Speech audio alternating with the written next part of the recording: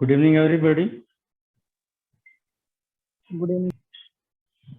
Good evening, beta. Good evening, Anshu. Good evening sir. Good evening बेटा। अभी last class में हमने functions discuss किए थे और all types of functions we have discuss. हमने उनके ग्राफिकल रिप्रेजेंटेशन भी डिस्कस किए थे। इसमें फटाफट मैं काउंट कर देता हूँ।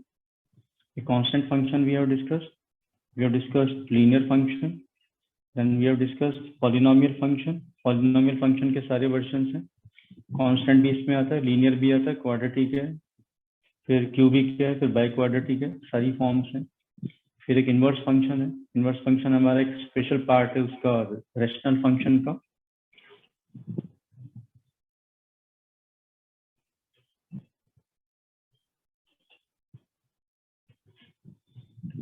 इनवर्स फंक्शन के बाद we have special functions like modulus function. Modulus function के बाद we had signum function, and after signum function we had greatest integer function. Greatest integer function step function भी कहलाता है, ठीक है। इसके बाद वी हैड composition of functions, that is addition, subtraction, product and quotient of functions. ये चीजें हमने डिस्कस की थी। और फिर इसके कुछ एग्जांपल्स हैं, इसकी एक्सरसाइजेस हैं, वो हम अभी कुछ डिस्कस करेंगे। प्लस इसके इसी चैप्टर के मिसलिनियस एक्सरसाइज है लास्ट में जो है, उसमें भी कुछ एग्जांपल्स हैं और कुछ क्वेश्चंस हैं जो इम्पोर्टेंट वंस हैं, वो भी मैं डिस्कस करूंगा आपके साथ। Just pay attention on that.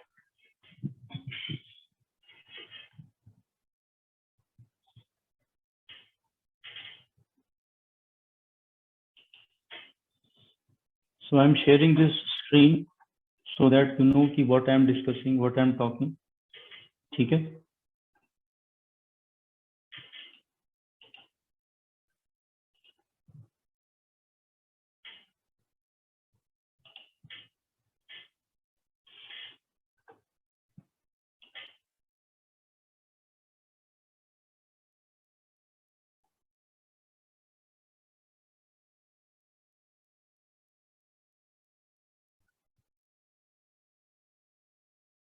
ये so far I recall example 16 हमने किया था लास्ट, 17 बोला था आपको देखने के लिए। So let's come to this exercise 2.3। अब इस एक्सरसाइज 2.3 के अंदर इसने पूछा है which of the following relations are functions. कौन कौन से रिलेशंस हैं जो फंक्शंस के लिए क्वालिफाई करते हैं। Give reasons if it is a function and then determine its domain and range, ठीक है। अभी पहले फंक्शन के अंदर हमारे को इन्होंने कुछ ऑर्डर्ड पेयर्स दिए हैं। These ordered pairs are 2,1, 5,1, 8,1, 11,1, 14,1 and 17,1। इसके यदि हम ध्यान से देखेंगे तो जो इसमें पहला जो नंबर है वो देखो किसी में भी रिपीट नहीं हो रहा है। 2, 5, 8, 11, 14, 17 ये सारे डिस्टिंक्ट हैं, अलग अलग हैं। मगर जो दूसरा नंबर है वो सेम है, ठीक है। दूसरा जो नंबर है 1, 1, 1, 1, 1, तो this represents a constant function. Constant function का मतलब क्या है, एक्स की वैल्यू कुछ भी हो, वाई की वैल्यू सेम रहती है, तो ये कांस्टेंट फंक्शन को रिप्रेजेंट करता है, ठीक है। This is a function because it fulfils all values of all conditions of a relation being a function, ठीक है। और दो वो एसेंशियल कंडीशंस क्या है। पहली कंडीशन है कि एक्स की सारी वैल्यूज उसमें कवर होनी चाहिए। All values of domain should have an image in the codomain. और दूसरी रिक्वायरमेंट क्या है कि किसी भी एक वैल्यू x के लिए y की दो वैल्यू नहीं होनी चाहिए। ये दोनों कंडीशंस हमारी इसमें फुलफिल हो रही हैं, इसलिए हम इसको फंक्शन कह सकते हैं, ठीक है। इसी प्रकार से दूसरे एग्जाम्पल पे ध्यान दें। दूसरे में भी जो पहली वैल्यू है उसको ध्यान से देखें। 2, 4, 6, 8, 10, 12, 14 ये सारी इवन नंबर्स हैं। और इसके साथ जो दूसरी संख्या है 1, 2, 3, 4, 5, 6, 7 ये भी सारी डिस्टिंक्ट हैं। तो all values of x are different and all values of y are also different. एक वैल्यू एक को मैप हो रही है।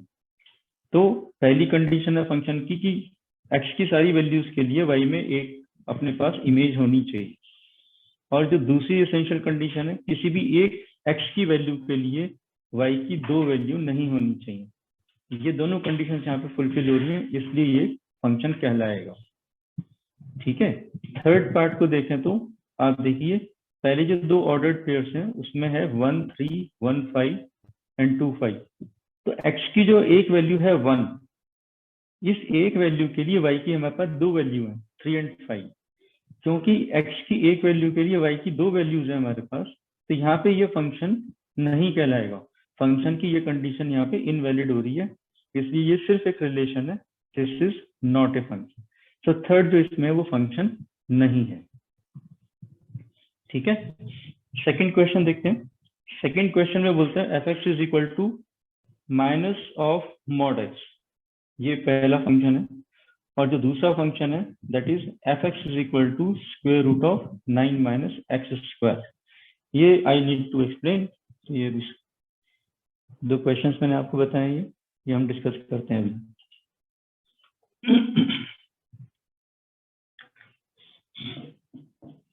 f of x is equal to minus mod x।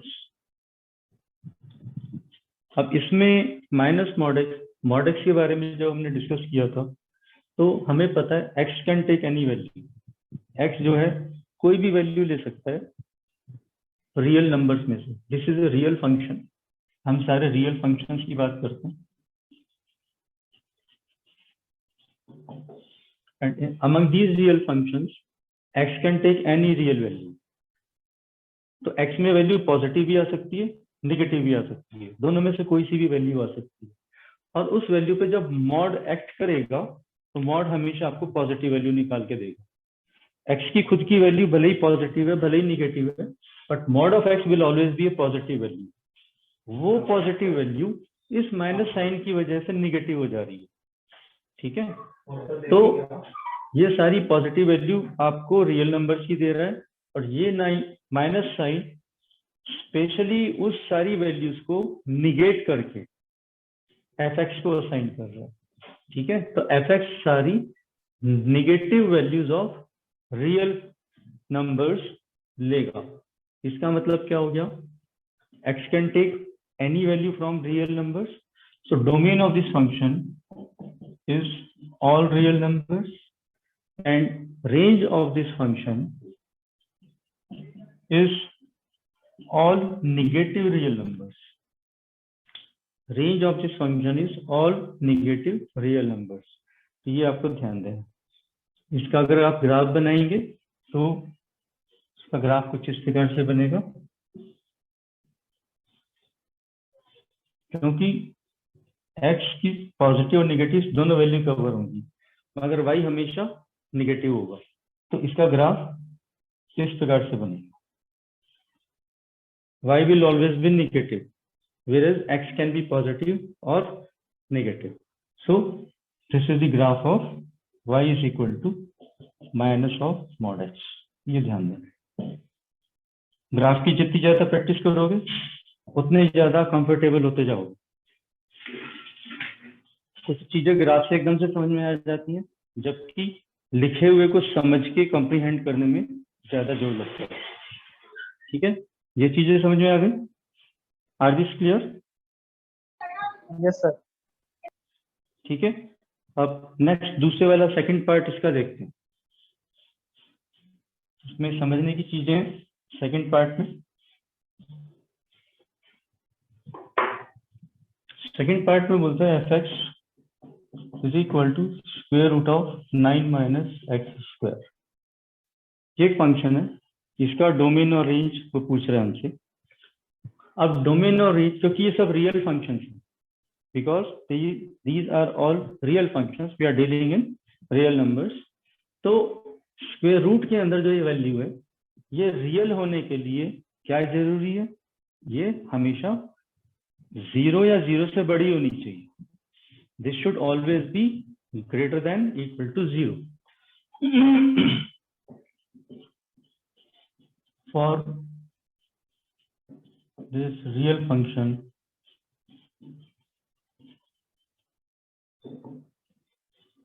9 minus x square should always be greater than equal to 0.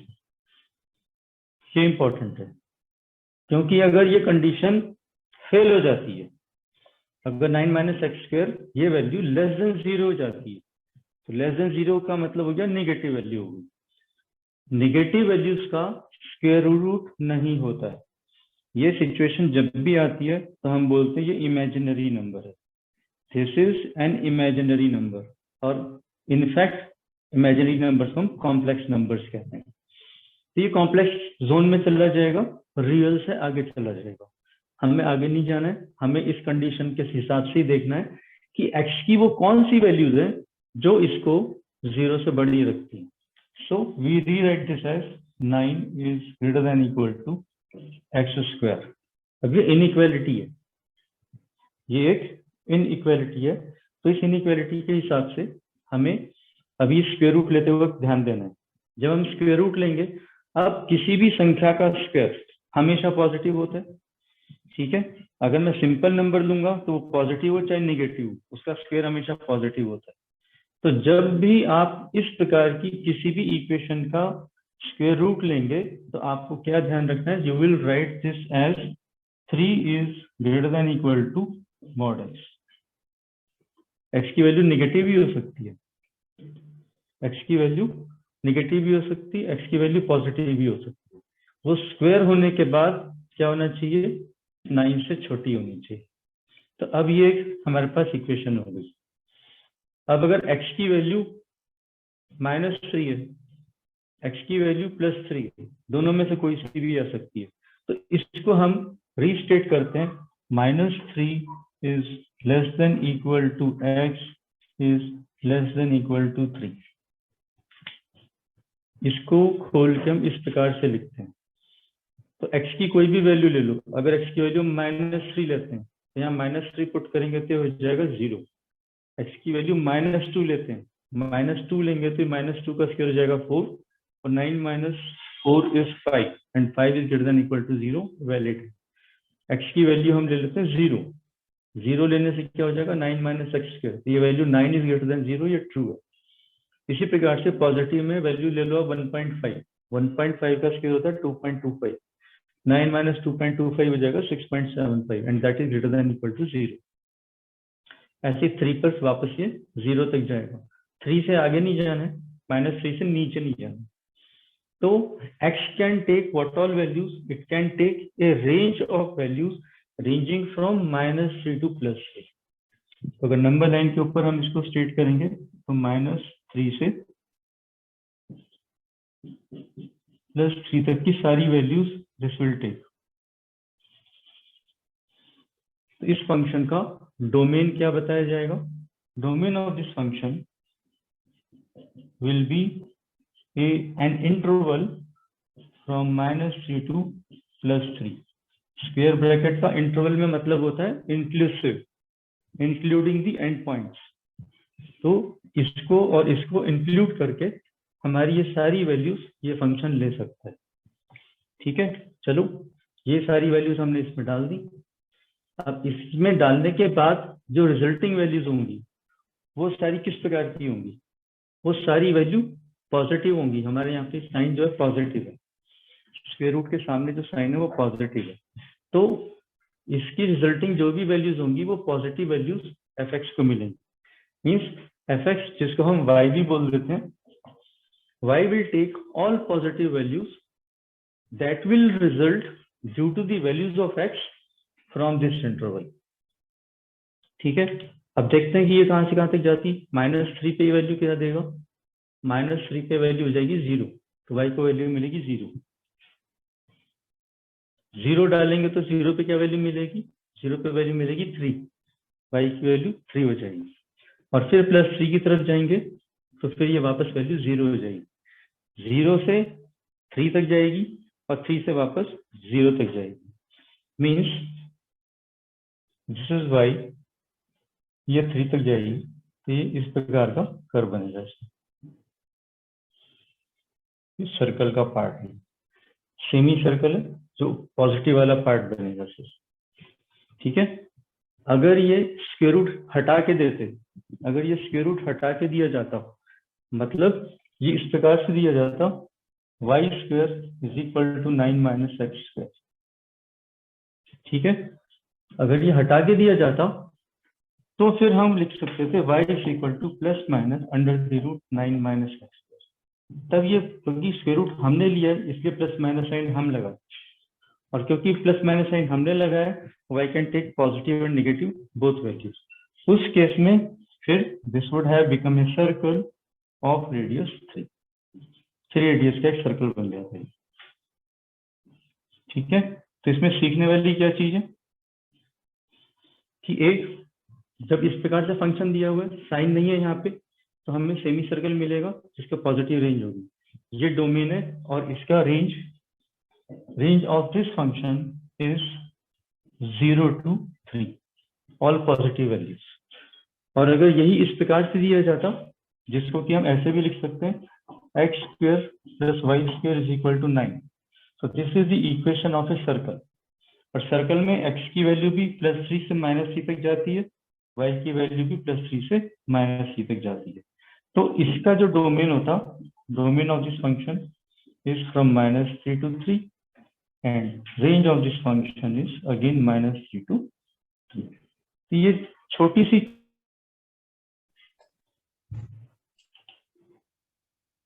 Internet connection disconnect हो जाता है यहाँ पे।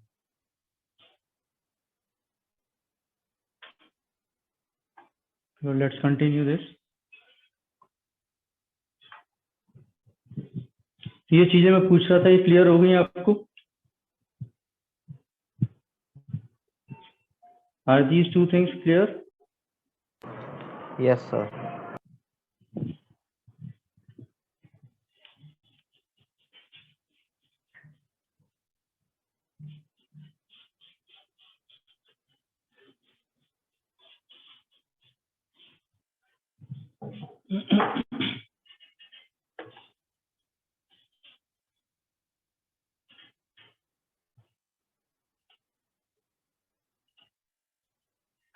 Now next to this is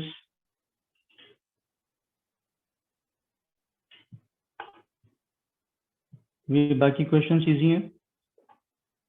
A function f is defined by fx is equal to 2x minus 5, write down the values of f0, x में 0 value डाल के solve करना है। f7 मीन्स x की वैल्यू 7 डाल के सॉल्व करना है। f of -3 मीन्स x की वैल्यू -3 डाल के सॉल्व करना है, and what ever value you get is the value of this function, ठीक है।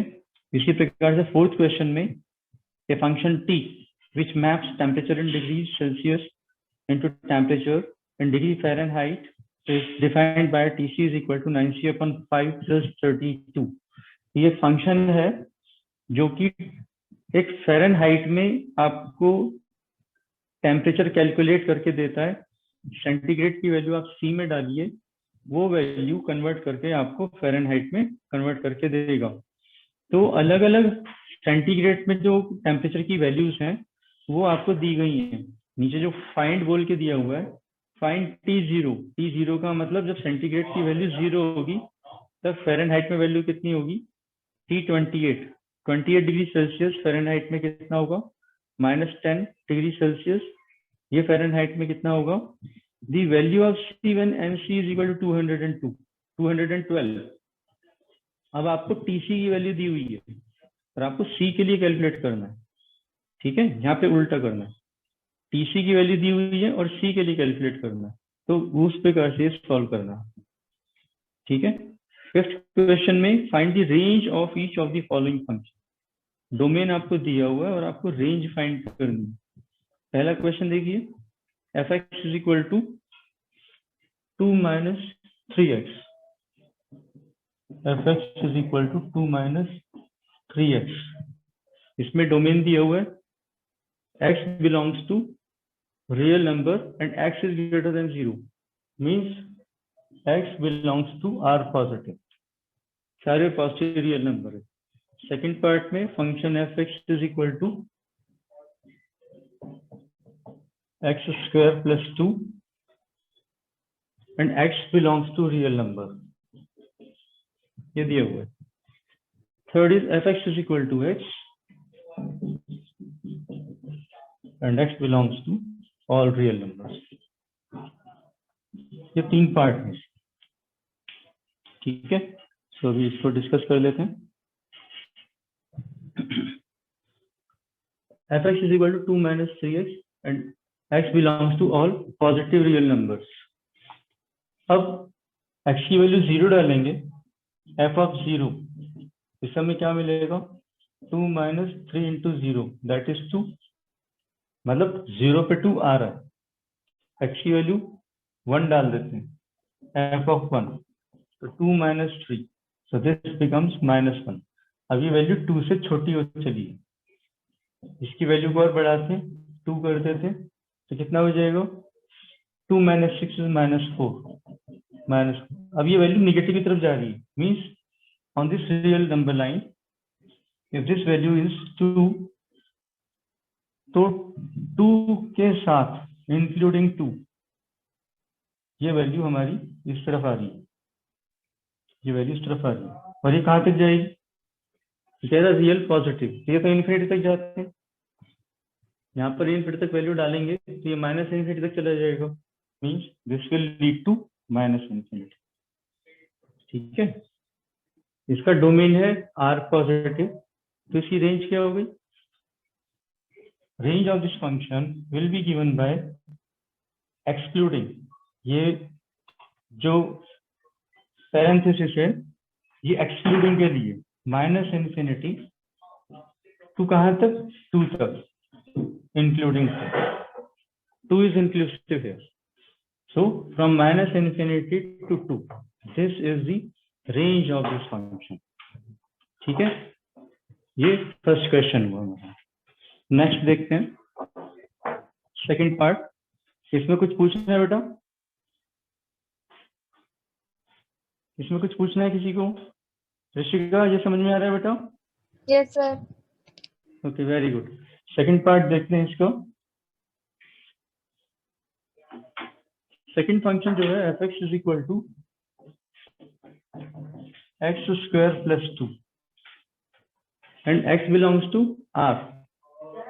r क्या है, r is all real numbers, r is all real numbers, और ऑल रियल नंबर्स में पॉजिटिव वैल्यूज भी होती हैं, निगेटिव वैल्यूज भी होती हैं. When x belongs to r, ये सारी पॉजिटिव वैल्यूज हैं, इसमें सारी निगेटिव वैल्यूज हैं. और इन वैल्यूज को जब हम स्क्वायर करेंगे, जब किसी भी वैल्यू को हम स्क्वायर करेंगे तो क्या होगा, निगेटिव वैल्यू को स्क्वायर करेंगे तो कैसी वैल्यू आती है सर? पॉजिटिव. पॉजिटिव हो जाती है. पॉजिटिव को स्क्वायर करेंगे तो वो भी पॉजिटिव रहती है. मतलब हम रियल की कोई भी वैल्यू उठाएं, एक्स स्क्वायर हमेशा हमें क्या देगा, पॉजिटिव वैल्यू ही देगा. And negative value plus positive value, this is always going to be positive. ठीक है. अब रियल नंबर में हमारे पास वो सबसे छोटी वैल्यू कौन सी होगी जिसका स्क्वायर भी सबसे छोटा होगा, वो है 0. तो f of 0 gives me 0 plus 2 that is 2. अब इससे आगे जो भी होगा 2 में कुछ जुड़कर ही आएगा. ठीक है, फॉर एग्जाम्पल हमने 1 ले लिया, तो 1 का स्क्वायर 1 plus 2 is 3, तो ये 2 से आगे जा रहा है. f of 2.5 ले लेते हैं. ठीक है, तो ये क्या हो जाएगा, 2.5 का स्क्वायर क्या होता है, 6.25. 6.25 plus 2 दिस गिव्स मी 8.25. अब ये देखो और आगे जा रहा है. तो अगर नंबर लाइन पे मैं इस चीज को देखूं तो व्हाट डू आई गेट, इस फंक्शन की जो मिनिमम वैल्यू होगी वो है 2. ठीक है, so this is 0, this is 2, तो ये 2 आएगा, 2 आएगा, 2 से आगे का नहीं है, 2 समेत है. 2 आ रहा है 0 पर, सो 2 से लेके this value will go two plus infinity. But जैसा कि मैंने बताया था आपको, infinity is not a part of real numbers, तो इन्फिनिटी को हम एक्सक्लूड करके चलते हैं. इसलिए range of this function will be given by including 2 and excluding infinity. Parenthesis का मतलब एक्सक्लूडिंग, स्क्वायर ब्रैकेट का मतलब इंक्लूडिंग. तो 2 से लेके इंफिनिटी तक की सारी वैल्यूज इस फंक्शन की रेंज बनाएंगी। इसका डोमेन है ऑल रियल नंबर्स। ठीक है, थर्ड में देखिए, थर्ड क्या है, F x is equal to h, और जो बहुत सिंपल सा फंक्शन है, इस फंक्शन को स्पेशल नाम दिया गया है। इसका क्या नाम है? कांस्टेंट। नहीं बेटा, कांस्टेंट थोड़ी है, एक्स है यहाँ पे, इसको स्पेशल नाम दिया गया है। नितिन आप बताएं।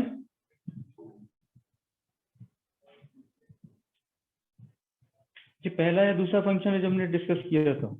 जैसा एक्स वैसा वाई, आइडेंटिकल है दोनों। जैसा एक्स वैसा वाई, बोथ आर आइडेंटिकल। जब एक्स और वाई दोनों आइडेंटिकल हो जाते हैं हमेशा के लिए, राइट, तो इसको हम आइडेंटिटी फंक्शन कहते हैं। This is called identity function, जैसा एक्स वैसा वाई, राइट। तो ये आइडेंटिटी फंक्शन है, और आइडेंटिटी फंक्शन का जो डोमेन हमें दिया हुआ है ऑल रियल नंबर्स। क्योंकि एक्स सारे रियल नंबर है, तो वाई भी सारे रियल नंबर ही होंगे, इसलिए इसका ग्राफ आपको बताया था ऐसे आता है, बीचों बीच आता है। जितना आगे एक्स है उतना ही है वाई, ये ए है तो ये भी ए, एक्स और वाई बराबर है, y is equal to x, this line is y is equal to x.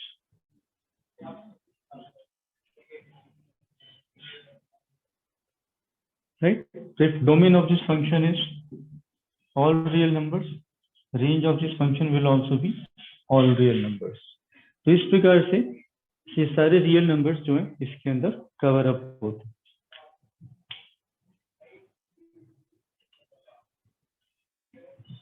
Okay, so that covers up this exercise. Now look into miscellaneous examples. Her exercise की हर चैप्टर की मिसलेनियस आपको जरूर करनी है। Miscellaneous में वो फंक्शंस हैं या वो क्वेश्चंस होते हैं जो आपसे एक्सपेक्टेड होते हैं, ठीक है, और जिसमें किस प्रकार से हम जो नॉलेज एक्वायर हुई है कैसे अप्लाई कर सकते हैं, उस तरह के इसमें क्वेश्चंस होते हैं। तो ये सारे क्वेश्चंस हमें करने हैं, राइट। चलो जल्दी जल्दी देख लेते हैं इनको।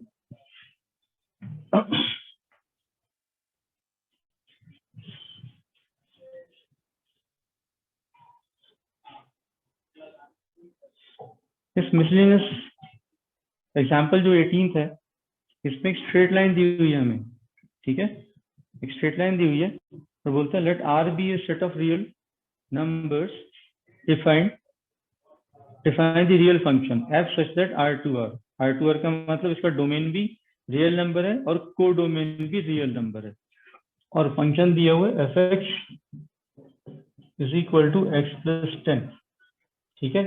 इसको अगर मैं y लिख देता हूं तो y is equal to x plus 10, that becomes the equation, ठीक है। अब y की पावर भी 1 है, x की पावर भी 1 है, तो कैसी इक्वेशन हो गई? This is a linear equation, this is a linear equation, और इसमें आप x की वैल्यू डालते जाओ, y की वैल्यू आती जाएंगी, और ये सारी वैल्यू जब आप प्लॉट करोगे ग्राफ के ऊपर, so this is going to give you a straight line, this is going to give you a straight line, ठीक है। तो जब भी कोई इक्वेशन इस फॉर्म में होगी आपके पास, y is equal to M X plus C, ये स्टैंडर्ड फॉर्म है स्ट्रेट लाइन।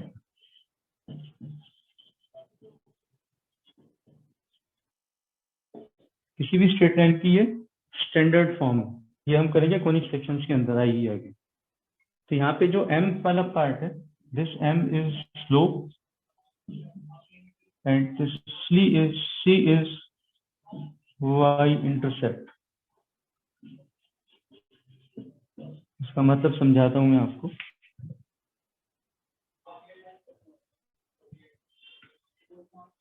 ये हमें इक्वेशन दी हुई है F x is equal to Y plus 10, Y is equal to x plus 10 and Y is equal to M X plus C. ये किसी भी स्ट्रेट लाइन की एक स्टैंडर्ड इक्वेशन है, ठीक है। इसमें x का जो कोफिशिएंट है, y का कोफिशिएंट 1 होना चाहिए, ये स्टैंडर्ड इक्वेशन है। इस स्टैंडर्ड इक्वेशन की कंडीशन है y का जो कोफिशिएंट है 1 होना चाहिए। अगर यहाँ पे कुछ बाई चांस दिया हुआ है तो उसको आप डिवाइड करके दूसरी तरफ नीचे ले जाओ, ठीक है। तो x का जो भी कोफिशिएंट बनकर आएगा that will be called slope of the line, और इसके साथ c की जो भी वैल्यू बनकर आएगी that is called y intercept. इसका मतलब हो गया इस लाइन को यदि आप प्लॉट करने लगो,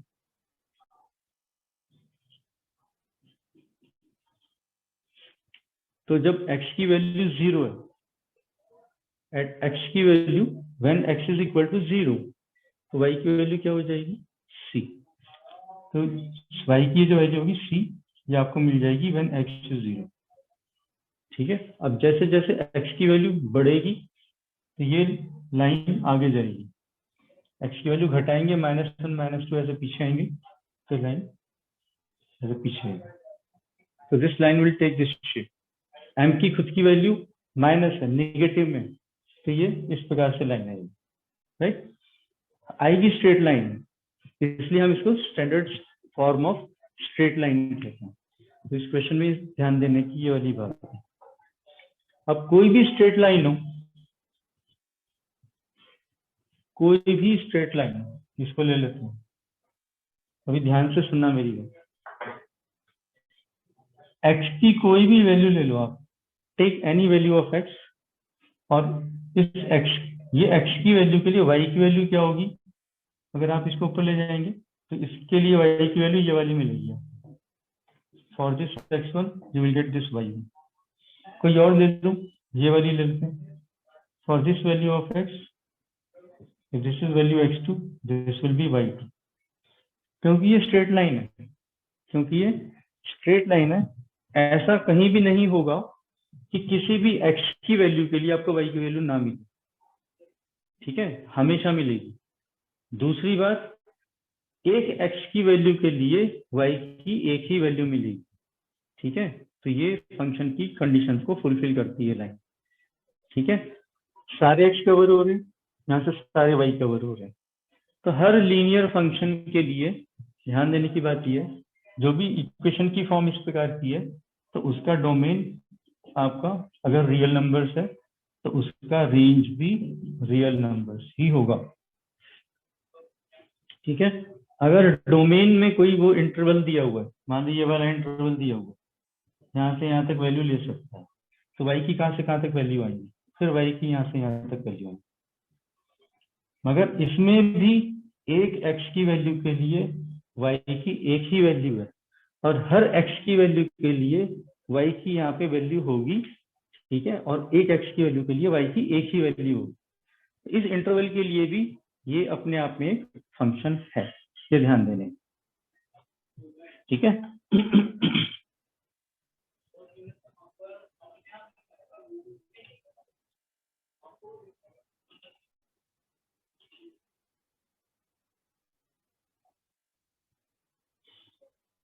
ओके। तो ग्राफ स्केच करने के लिए बोल रहे हैं, ग्राफ एक बार x की वैल्यू 0 डाल दो, एक बार y की वैल्यू 0 डाल दो।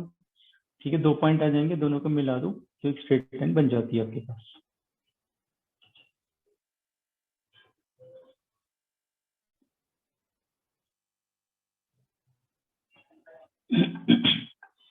Now look in this example 19, ये इंपॉर्टेंट है।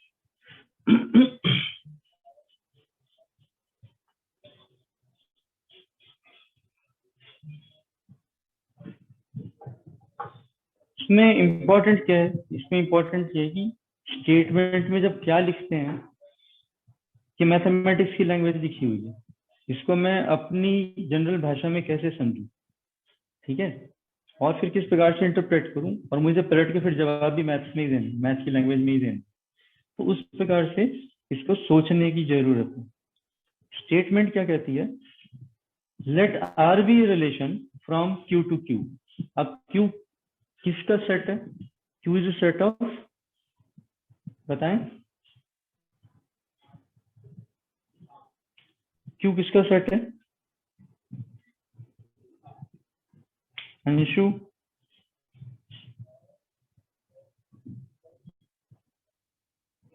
अंशु, नितिन,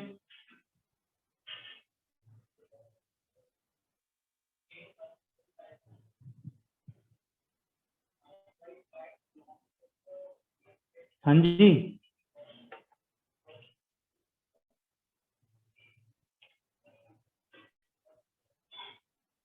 दिव्यांशु आप बताओ, what is Q. Sir rational number.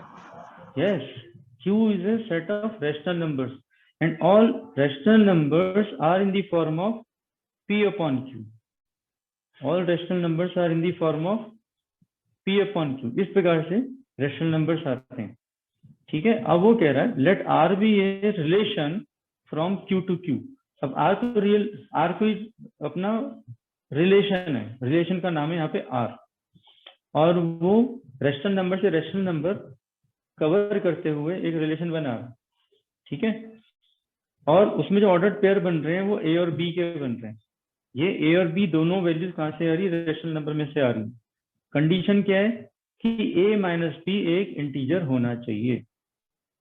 हम बेशक रेशनल नंबर्स को यूज कर रहे हैं, मगर उनका डिफरेंस एक इंटीजर होना चाहिए। इसको आप ऐसे समझें, अगर आपने रेशनल नंबर ले लिया हाफ, तो हाफ में से हाफ माइनस करेंगे तो कितना आएगा? हाफ में से zero. हाफ माइनस 0 आएगा। और 0 क्या 0 इंटीजर है? क्या 0 इंटीजर है? Is 0 an integer? Yes or no? बताओ बेटा, बोलो, कोई तो बोलो। नितिन?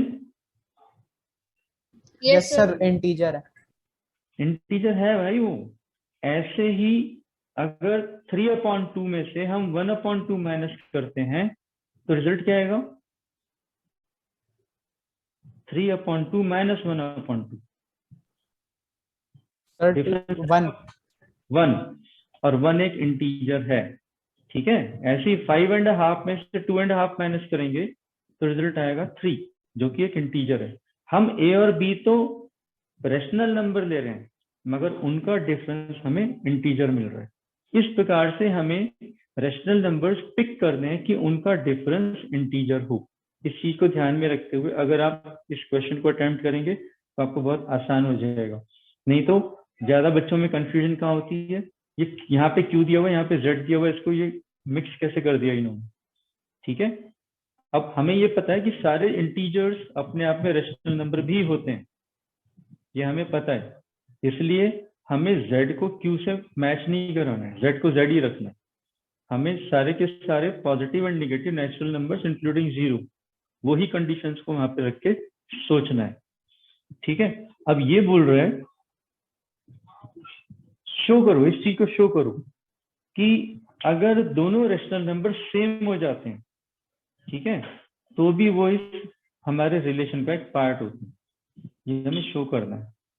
फिर दूसरे पॉइंट में ये कह रहा है ये शो करो कि अगर A और B इस रिलेशन को मैच करते हैं, ठीक है, तो B और A भी इसको मैच करेंगे, पक्का करेंगे, ये शो करना है। अगर A और B रिलेशन को मैच करता है तो इसका मतलब बहुत स्पष्ट है कि B और A भी करेगा, implies that BA belongs to R। ये इसको क्लियर कर रहा है इसको। फिर तीसरे पॉइंट में क्या कह रहा है, अगर AB कोई एक जोड़ा है रेशनल नंबर का जो इस रिलेशन को मैच करता है, और ऐसे ही B और C कोई दूसरा पेयर है जो इस रिलेशन को मैच करता है, तो A और C ये जो होगा ये भी इस रिलेशन को मैच करेगा ही करेगा, ये शो करना। ठीक है, अब ये आपको थोड़ा सा लैंग्वेज में लिख के इसको एक्सप्लेन करना है, वो सीखने की जरूरत है। ठीक है, तो ये मैं डेमोन्स्ट्रेट करता हूँ, बाकी के क्वेश्चन फिर आप उसी हिसाब से कर सकते हैं। ठीक है, इसको हम काफी डिटेल में 12th में पढ़ेंगे, ये आपको बहुत इंट्रोडक्टरी लेवल पे ये चीज यहाँ पे बताई गई है।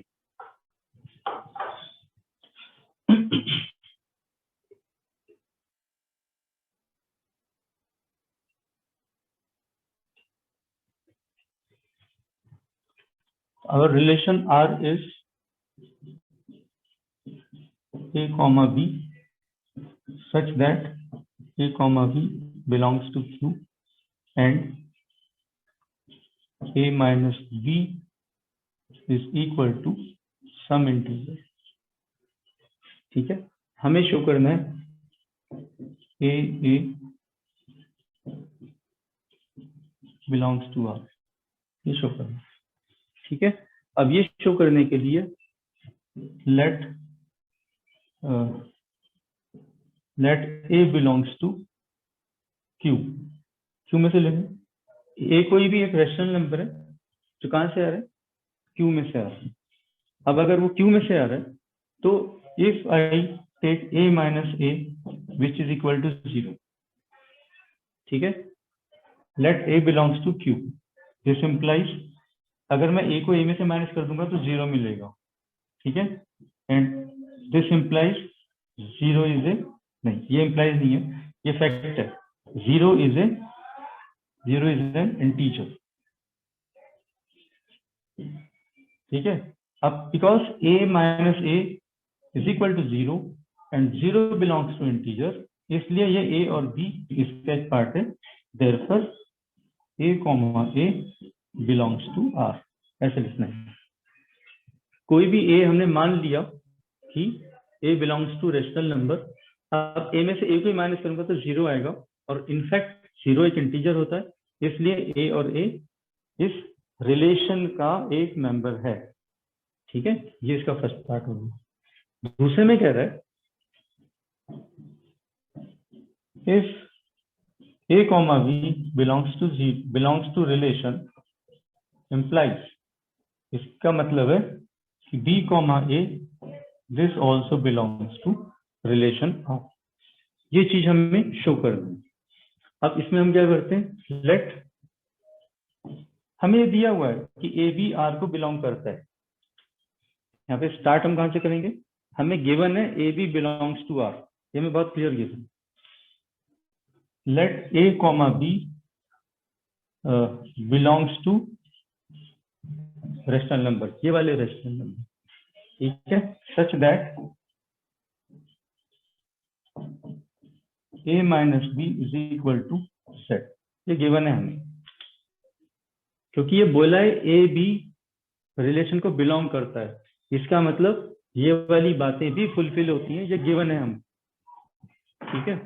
अब a minus b belongs to rational number, this implies b minus a is equal to minus z, ठीक है। अब किसी भी रेशनल नंबर के किसी भी इंटीजर के सामने अगर मैं साइन चेंज कर दूंगा, अगर मैं किसी भी इंटीजर का साइन चेंज कर दूंगा तो क्या वो इंटीजर नंबर ही रहेगा या कुछ और हो जाएगा, ये सोचना है।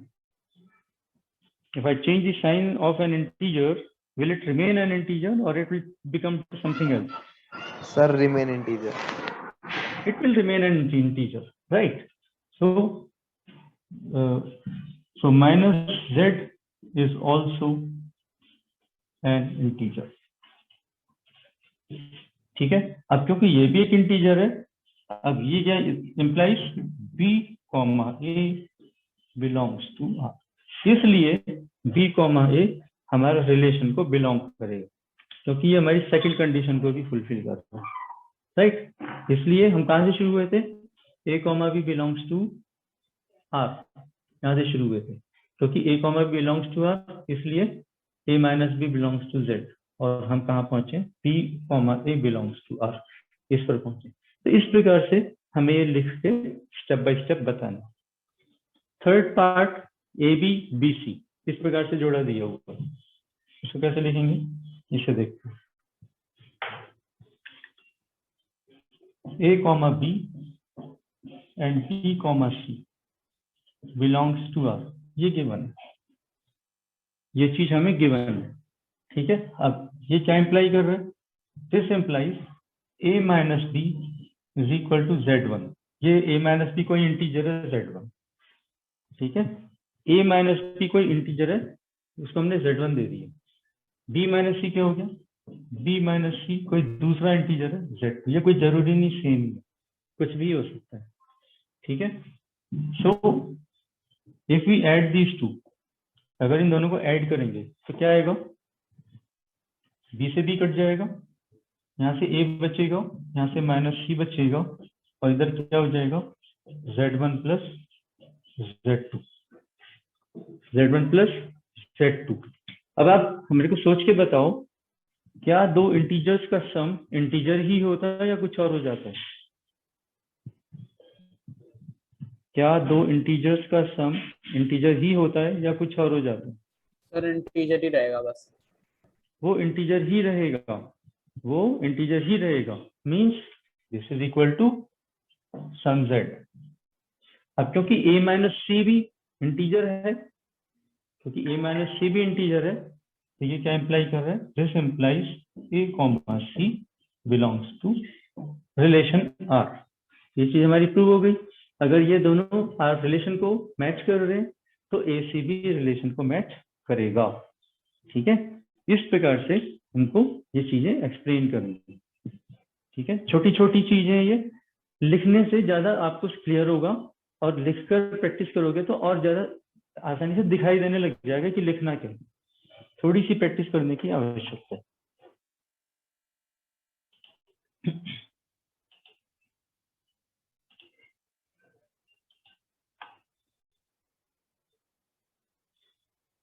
बाकी 20th एग्जाम्पल सिंपल है, ये कर देंगे। 21st एग्जाम्पल देखो, रेशनल फंक्शन है। ठीक है, find the domain of the rational function F x. अब डोमेन फाइंड करने के लिए हमें क्या फाइंड करना होता है, हमें ये देखना होता है कि ये फंक्शन एक्स की कौन कौन सी वैल्यूज एक्सेप्ट कर सकता है। ठीक है, और किसी भी रेशनल फंक्शन में हमें जो ध्यान देने वाली बात होती है वो ये होती है कि जो डिनोमिनेटर पार्ट है, नीचे वाला जो फंक्शन है, वो कभी भी जीरो नहीं होना चाहिए। अब इसमें अगर आप डिनोमिनेटर के फैक्टर्स बना के सिंप्लीफाई करेंगे तो आपको मिलेगा कि ये दो वैल्यू पे जीरो हो जाता है, एक तो 1 पे और 4 पे। अगर 1 और 4 ये दो वैल्यू हम यूज करेंगे तो ये जो फंक्शन है ये फंक्शन अनडिफाइंड हो जाएगा, इन्फिनिटी हो जाएगा। ठीक है, इसलिए हम 1 और 4 ये दो वैल्यू नहीं ले सकते। इनके अलावा हम x की सारी वैल्यूज इसमें ले सकते हैं। ठीक है, क्योंकि हम सारी वैल्यू ले सकते हैं तो हाँ, ये दो वैल्यू छोड़ के चलनी पड़ेगी। इसलिए डोमेन क्या होगा, all real numbers accept 1 and 4 value. तो 1 और 4 का एक सेट बनाएंगे और डिफरेंस ऑफ सेट्स की तरह हम इसको वहां पे स्पेसिफाई करेंगे। डोमेन होगा R माइनस 1,4, ये सेट की फॉर्म में लिखा जाएगा। ठीक है, ऐसे ही आपका ये फंक्शन है। 22nd एग्जाम्पल है, इसको 3 पार्ट में तोड़ दिया है। जो डोमेन है इसका x ऑल रियल नंबर्स, इसको 3 पार्ट में डिवाइड कर दिया है कि x जब जब निगेटिव होगा तब तब ये 1 माइनस एक्स वाला फंक्शन फॉलो करेगा। जब x की वैल्यू 0 होगी तब इसकी वैल्यू सिर्फ 1 होगी, और जब x की वैल्यू 0 से बड़ी होगी तो ये x प्लस 1 को फॉलो करेगा।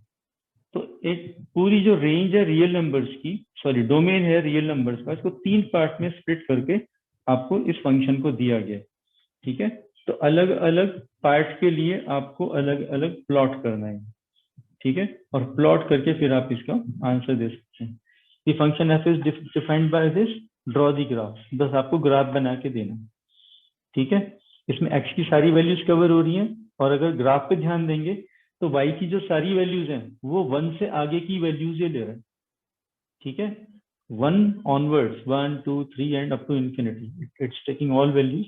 तो इसकी रेंज अगर दी जाएगी तो वो दी जाएगी 1 इंक्लूसिव कॉमा इंफिनिटी एक्सक्लूसिव। इस प्रकार से इसकी रेंज डिफाइन होगी। ठीक है, ये एक्सरसाइज है, एक्सरसाइज के क्वेश्चंस ट्राई करना। ठीक है, इसमें कुछ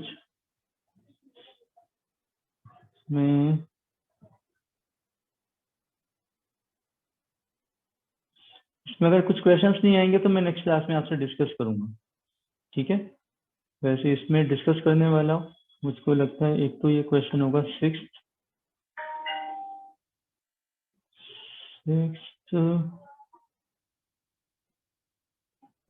सर ये 6 में जो एफ और है ना वो एफ एक्स ही डिनोट करेंगे या मतलब नॉर्मल कोई भी फंक्शन बता रहा है वैसे? y is equal to x square upon 1 plus x square, ऐसे लिख अच्छा, सकते तो हैं। रेंज के लिए तो y की पॉसिबल वैल्यूज निकालनी होती है ना, तो मतलब वैसे इक्वेट करेंगे फिर? हाँ हाँ, वैसे हाँ, उसी हिसाब से आपको इंटरप्रेट करना है।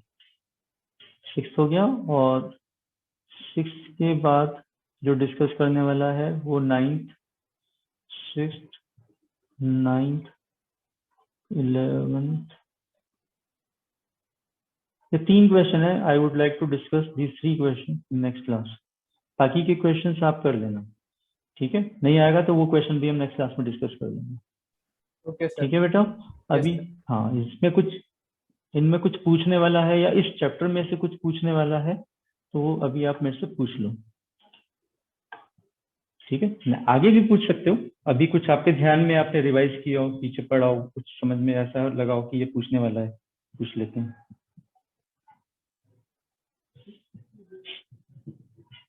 ठीक है, ऋषिका बेटा समझ में आया सारा ये आज हमने डिस्कस किया है?